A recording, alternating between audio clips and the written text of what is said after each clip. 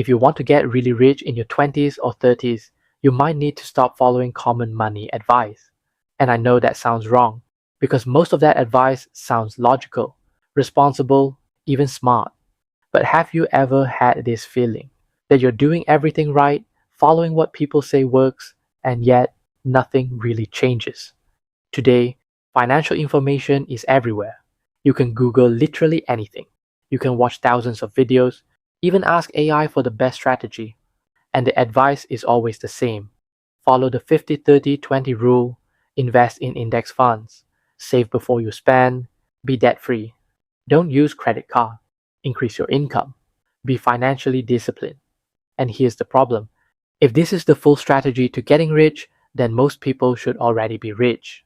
But they're not. So something doesn't add up. Now let's be clear. These are not bad advice. In fact, they are very good advice. But they are good for one specific purpose: survival, not wealth. All of these strategies are defensive. Avoid risk, protect your money, minimize loss, stay safe.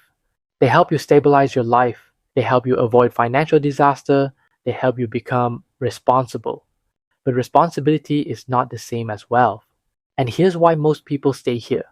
Because defensive strategies feel good. You save money. You watch your numbers going up bit by bit. You feel progress. You avoid debt.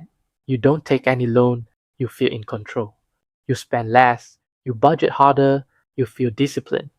It creates the illusion of moving forward, even when your actual financial position is barely changing. And slowly, you start to believe this is the game. So what happens next? You work, you earn, you save. Your savings grow slowly. Your lifestyle improves slightly. But your entire system still depends on your income, your job, and your time. And years later, you look up and realize you didn't lose, but you didn't win either. Now, this is the deeper problem. You think you understand money, but the truth, you only understand the common version of money, the version that is everywhere, the version that is repeated, the version that feels safe. But you've never been exposed to how wealth is actually built. Here's one of my interesting stories. I once explained the real wealth concept to a friend using Monopoly. In Monopoly, you don't win by saving cash. You win by owning asset houses, use that to generate cash flow, leveraging the bank's money to own more assets, and compounding your position. You don't win by collecting that $200 every cycle. You don't win by keeping your cash. You don't win by not owning any assets. And when he heard this, he wasn't confused. He was surprised. Not because he didn't make sense or understand none of it, but because he had never been exposed to it. He never knows how the rich game is played. And this is the real shift. If defensive strategy is about survival, then wealth requires something different. Offense. Above everything you do, you have to start taking initiative. Learn how leverage works, talk to the bank, and start using it. Start acquiring assets that you understand. Building your own money systems that could be self-sustaining.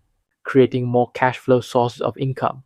Instead of just protect what you have, you start asking, how do I expand what's possible?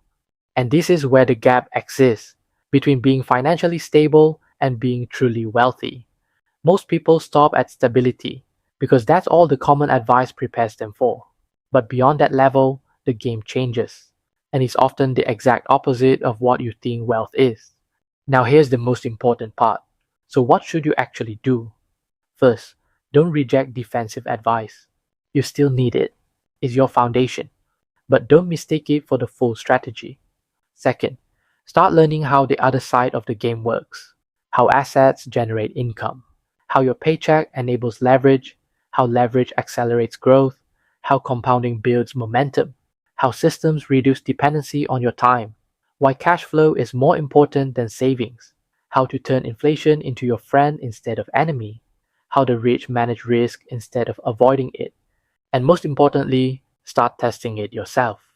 Because understanding money is not about memorizing advice.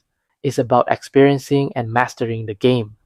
Here's the part most people don't want to hear. You can learn everything, watch every video, study every strategy, and still not get rich.